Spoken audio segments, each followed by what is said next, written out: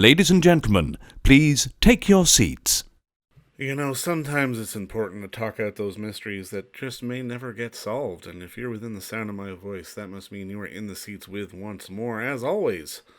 My name is Dave Voigt, and I'm the host of this podcast where we sit down with a wide-ranging variety of industry professionals and pick their brain about current projects, state of the industry, how they got started, and so very much more in a light and conversational fashion, because that's just how we do it around here. And if you like how we do it, we'd love it if you'd subscribe to the podcast. You can find us over at Apple, Spotify, Amazon, Google, basically wherever you get your podcasts. And plus, you can find all of our episodes archived over at our YouTube channel. Also, it'd be really great if you could follow us on social media. You can do that at In the Seats or at It's Podcast One for all sorts of fun updates. And finally, and I dare say most importantly, please give us a visit over at In the Seats, intheseats.ca, for all the latest and greatest movie news, reviews, even some television too. But basically the moving image in general. We love writing about it, and we love talking about it, and we love it when you join in the conversation. So please come and pay us a visit. On this episode, we got a good one. We got a personally interesting one for me, because for those who weren't in the know, it is the Shakespeare month. It was his birthday this month, and it is the Stratford man really is one of those guys who sort of shaped the way modern storytelling sort of evolved over the years. But what a lot of people don't necessarily know is that William Shakespeare may not have actually written any of his plays. He may have just been a pseudonym for other writers and other people, which is something that happened back then, and it wasn't not all that uncommon, but it was uncommon for these works to sort of rise to the level that they did, and sort of it's a bit of a mystery that scholars and pundits are still going over today, and that's basically the crux of the documentary, The Last Will and Testament, which is sort of getting a second life on a variety of streaming platforms right now, including Tubi, I do believe, and I think you can find it on Prime as well. It's about the man himself. It is the greatest literary mystery of all time. Who actually wrote the works of Shakespeare?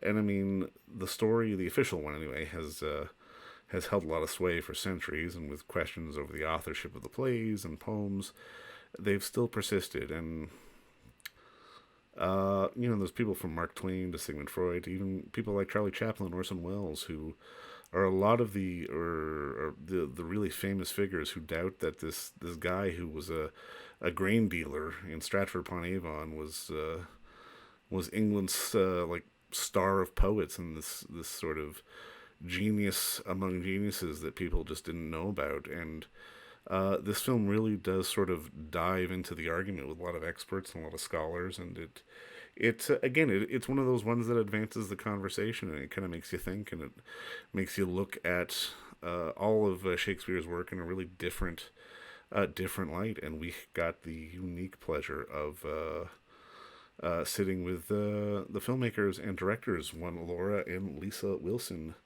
who charted the whole thing, and it's a fascinating talk, which we enjoyed the hell out of, and I think you're going to enjoy it too, because it's really one of those films that makes you think, and it makes you sort of go back. It's yet another layer into some of the more classic works of the modern age, which is never a bad thing, really, when you think about it. But I hope you enjoy this talk, because I certainly know that I did. Nice to meet you both. Thank you for the time today. I appreciate it. Yeah, thank you, David.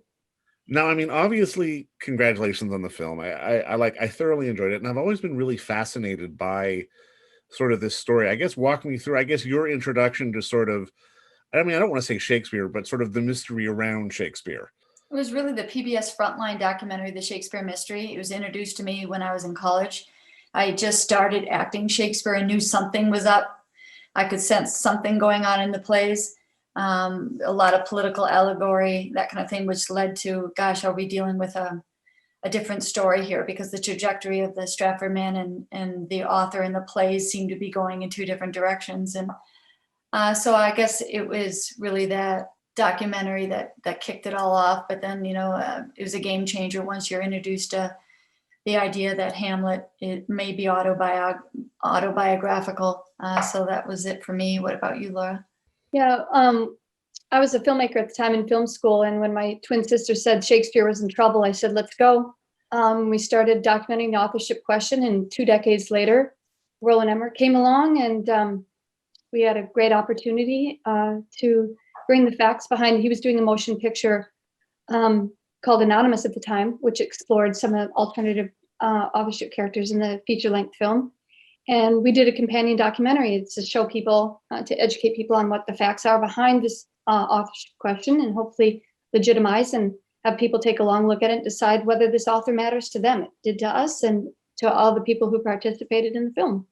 I mean, something about the film that really struck me is just not just the amount of people you had to talk to, but as much as they were all talking about it, they almost felt reluctant to talk about it. It feels like a subject that people talk about but don't want to talk about at the exact same time. I'm kind of curious, just how many people like were you going out for to try to get to talk to you about Shakespeare? Was there any pushback? Because like in the film, like I was struck by just sort of the thing that it's like one of those unspoken secrets that everyone talks about anyway, if that makes any kind of sense. Yeah, absolutely. Go ahead, Lisa. We were lucky to get, the 2 leading Stratfordians, Stanley Wells and Jonathan Bate. There's no question about that. We wanted to get more. We had a lot of refusals, but we still got 2 arguably the 2 best, most knowledgeable Stratfordians on board. And certainly we had all the Oxfordians on board. But yeah, there was pushback. We didn't get every Stratfordian that we wanted. And, we had to, I think I regret now looking back, if I had any regrets, is that we went really easy on the traditional story and we could have been a lot tougher. Can you expand on that? Like, I'm curious just in terms of like how much deeper could you have gone? Well, we had the footage, but we had a lot of ground to cover because, it's in 3 parts primarily. Right. First part is the story we've been handed down to us of the Stratford man, and that traditional authorship. Then we had to get into what is the authorship question, and then try to pull into the more dynastic and political elements of the court of Queen Elizabeth. So we had a lot of ground to cover, but we certainly had interview that could have really brought this to a head. But we just had a lot of ground to cover and had a more balanced approach to it. Yeah, I think what she means too is that the passions run high on both sides of the argument. And, some of the people don't want this question. They don't want people to be taking a look at this. And we love to explore that space. Why are people holding on to mythology or, icons, and what's at stake and why? A lot of that's changing now in our society, and people are taking harder looks at different establishments and letting things collapse if they need to. And we just felt that authorship was one of those places where we needed to create a space to take a look at this and so the things that we couldn't go because we really had some other things we had to take care of is just looking at what's at stake and why the viciousness, why the conspiracy mongering sort of people throwing, comments that calling doubters Holocaust deniers and things like that. Why is it? We're talking about someone who died 400 years ago. What's at stake? We'd explore that a little harder, I think. Well, and I mean, I was so fascinated by just because, as the film does show, like issues of authorship, especially around this time, weren't necessarily that big of an issue. Like they were happening a lot. But I'm kind of curious, what is it from your perspectives that makes tackling Shakespeare sort of that step over the line? Is it just sort of the, iconic nature of the work, or is there something more to it? I say it's, that Shakespeare has been turned into, like we say in the film, an icon, almost like a religious figure. Mm. And, that's hands off, he's untouchable. But really, the whole irony is when you explore alternative candidacy, the real human, the real truth, and as Shakespeare says, truth is truth to the end of reckoning. Okay, well, you can't love Shakespeare and who is obsessed with truth and not want to really get drilled down to the truth of who that man was. No, it doesn't matter at the end of the day. We have the works and they transcend ego and identity. That's what makes them so great. But at the end of the day, it seemed to have mattered to the author himself or herself. And so for us, it was a matter of just following those leads that the author put in the plays themselves and in the poems. And luckily we had great scholars who would, put massive amounts of time into going into the plays to try to free Shakespeare's voice. And so we just followed their lead. Yeah, and another reason is there's a 100 million plus millions, if not almost $1 billion industry. There's careers won and lost, tenure professors won and lost, sticking to the orthodox biography that's been in place for 3+ maybe 400 years. And a lot of people don't want those things toppled, or they don't want a hard look at some of those things. But again, it's getting easier, and there's just a groundswell now. It's being taken out of the ivory towers, and everyone's taking a look at this. And I think the worldwide embrace of Shakespeare has been, continuous for hundreds of years. He means a lot to a lot of people. We got to get him right, as Sir Derek Jacobi says. Do you think it's a loss of status or a loss of sort of the elevated art of the academia of it all? Because at least for me personally, I almost feel more comforted knowing that he probably was a drunken reprobate, as opposed to sort of somebody that we would be putting on a pedestal. I don't think Shakespeare wanted to be put on a pedestal. He gives what it means to be human on all levels. This is not an elevated perspective of humanity at times in the works. He wanted, all the good, bad, and ugly of what it means to be human, and the elevated aspects and attributes of, of the higher consciousness. But to them, I think it's, they built their careers on it, and we all feel deeply personally connected to great works of art. And I suppose challenging the creator of those works in somehow can be threatening, is all I can think. For me, I was just so open-minded about it all. I couldn't figure out what the big deal was. And the more I learned about the works and the characters, the more I wanted to learn about the man or the woman who created it. So for me, it was just a natural progression, and I didn't have anything to lose, so it made it easier. Yeah, and it made it easy that 3 of the premier Shakespearean actors were willing to bring their doubts forward and help to legitimize the question. Sir Derek Jacobi, Mark Rylance, Vanessa Redgrave. It takes some courage to take another look at Shakespeare when they built their careers on it. Now, I'm curious from both your perspectives, because obviously Shakespeare, as much as he has a history of work on the stage, so many of his works have been translated to the screen. And from Olivier to Wells to Branagh to God knows how many other people. I'm kind of curious from your perspectives, what is it about the work of Shakespeare that translates so well from stage to screen? Just the core intent that's embedded in the scenes. He puts it all in there with very little stage direction. It's all in the dialogue. And so to an actor, they just have to pull all that back. And when the camera comes in, you don't have to project out, across a large theater. They can really dive into that intention work. And that makes it so valuable. And that was why their opinions are equally, if not more important than the established academia, is these actors have to fully inhabit these characters. And by extension, the author. So they've got something to say from that experience. In fact, it wasn't until I started acting Shakespeare, interacting with the characters and the lines, that I started to sense that there was something else going on here. And in ways, it's a coming home for the plays. I think we have a strong held belief that the plays were written for Queen Elizabeth for her entertainment at court, that was their origin, that they were written for an intimate setting. And then it made it into the public playhouse, and it was pro-propaganda for the Tudor dynasty and whatnot, and it ran its natural course. But as an actor, when you realize an interface with the intimacy of the lines, with the intimacy of the text, that translates so beautifully to the screen. As Lisa said, that you don't have to project and all these other things, that intimacy returns, almost that court-like intimacy returns to the screen, which can be really powerful. And that can also just open up those nagging suspicions that there's a disconnect with the traditional view that we've been given of the biography.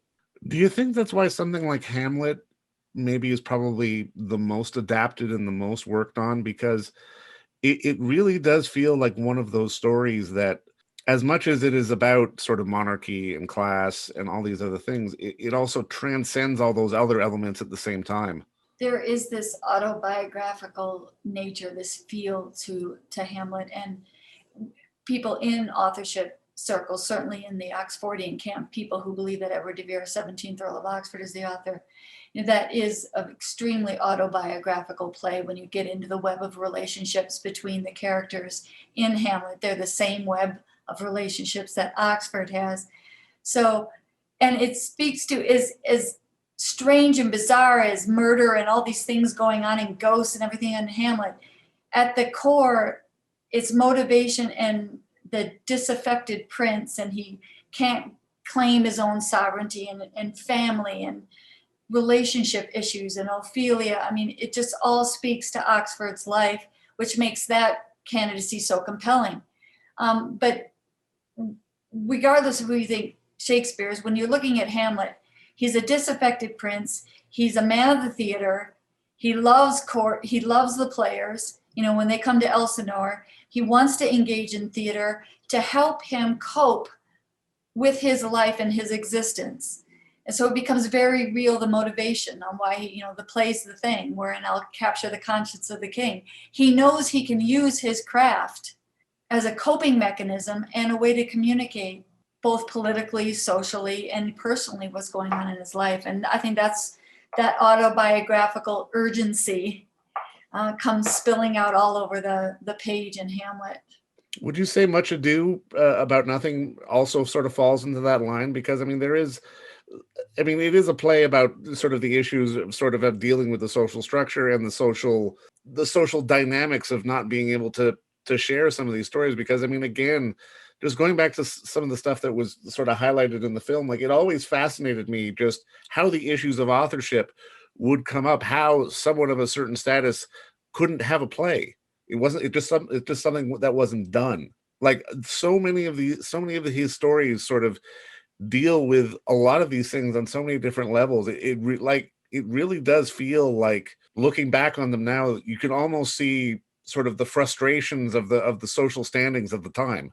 Yeah, absolutely. I think the plays are just littered with pleas to take a look at some of these tensions between class and creativity and anonymity and censorship in a totalitarian state as a creator, to at one point be working for your queen and country, writing propaganda, and then to be silenced the next.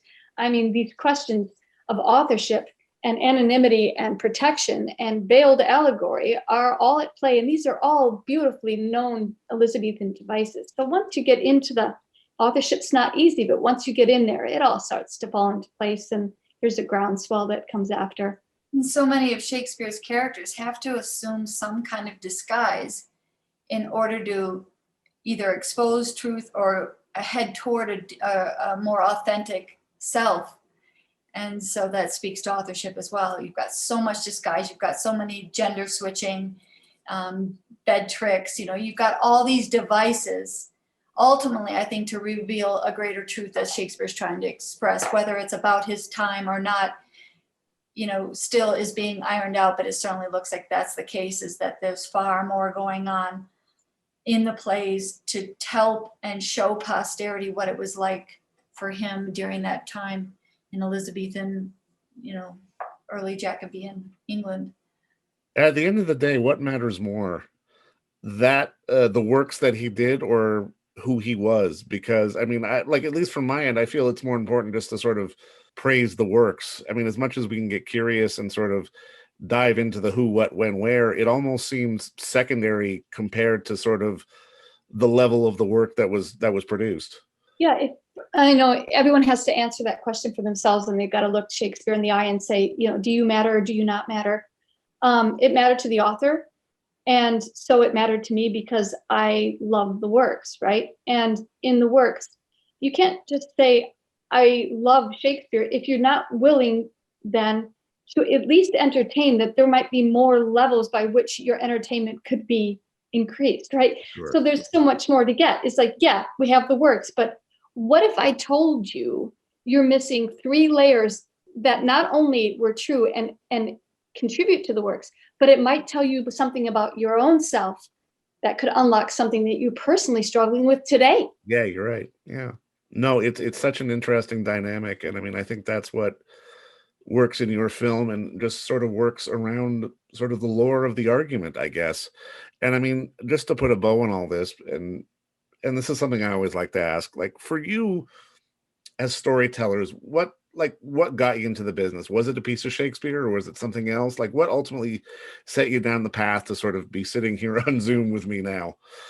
Yeah, well, I certainly never thought I'd be documenting Shakespeare at all. I didn't respond to Shakespeare in high school. I dabbled a little bit in it in college, but when I was introduced to the question, and when Shakespeare Hamlet, says, "Draw thy breath in pain to tell my story," that was the hook for me, and that all of us have things that want to be expressed and truths to be revealed so that we can live a more authentic, freer life. And I think for me that was the core motivation. Is it seemed to matter to him. It seemed to matter to Shakespeare. I won't say to him. And he puts it everywhere in his works, particularly in the sonnets. "I once gone to all the world must die. Draw thy breath in pain to tell my story." And in so many ways, that's everyone's cry. Everybody wants to be understood. Everybody wants to be seen. So for me, that's what it is. Yeah, and as a filmmaker, you look for story. And Lisa quoted the end of Hamlet, "Draw thy breath in pain to tell my story." And I'm thinking, okay, Shakespeare, you just told your story. I just saw the story. I know what has just happened to your dad. I know who killed who. You just saw it out. What are you talking about? And that's because there's a whole nother story he wants you to see. He's like, I've laid out this story. There's veiled allegory. There's characters. There's this and that. It all works on an entertainment level. Yeah. But guess what? I'm asking you to look for that double meaning and that secret story. And hopefully we've just touched the surface, and we'll ask other people to take on the journey with us. For both of you, is there a cinematic adaptation of his work that maybe is the most representative or probably the most layered, like we've been talking about, than maybe others? I don't think anybody yet has taken on the authorship aspect cinematically, other than Roland Emmerich, to encourage people to review these classic scenes from an authorship perspective. I think Roland Emmerich was really the first to do it that way. But Zeffirelli's Romeo and Juliet is so real, so authentic. They cast those young actors, got all the motivation right. Boy, if he'd known authorship, I don't know what his stand was, but he would have been deadly taking on an authorship interpretation. And he did Hamlet as well. And I thought Mel Gibson did a great job of really getting in there and looking at these core relationships and taking it on from a very human point of view. But I think it has yet to be done. So stay tuned. It does have yet to be done as far as we're concerned. I mean, we're huge fans of Kenneth Branagh's films. Yeah. And he understands the colloquial nature. He breathes the lines, and it's just maddening. You're just pulling your hair out because he's just that 1 degree, and then a whole world all of a sudden could pop open. And that's saying, I mean, who am I to say that? Kenneth Branagh, right? But his newest film, All Is True, says more, I think, about the corner he's getting himself into by perhaps resisting. I don't know his position, but I feel like we tried to get him. I know that, and didn't get him. But I think that more and more they're getting into a corner that they can't get out of. And hopefully the genius that is Kenneth Branagh will take on a piece that considers some of the authorship intuition. No, and I mean, you're right. It's one of those things where the scholars have almost painted themselves into a corner, and it almost seems like it's time to sort of say it's okay to come out of the corner if you want to, given sort of everything that a film like yours is kind of put on display. And I just want to say, thank you for the work, and thank you again for the time today. And again, congratulations on the film. I loved it. Oh, thank you, David. That's very kind. Was there a takeaway for you? Again, for me, I think it's just to keep asking more questions, because it was one of those things where, I mean, there are records, there's proof, there's not proof, but it's important to ask, Like, I love sort of the idea of breaking down why it all had to happen in the first place. That for me, I think, was sort of the big fascination with it all. Like, why couldn't the author of the work actually just be the author of the work? Why did there have to be this sort of gaze of Bill Shakespeare kind of thing? That for me, I think, was the big one. Well, thanks for watching it. Appreciate it. Well, again, and thank you for the time and congratulations again. And don't forget to visit our friends over at Bay Street Video for all your DVD, Blu-ray rental, or purchasing needs this summer, as they are still open for curbside and some mailing delivery as well. Over at 1172 Bay Street, Toronto, Ontario, Canada, you can give them a call at 416-964-9088. That's 416-964-9088. Or send them an email at baystreetvideoto@gmail.com for any of your DVD and Blu-ray needs.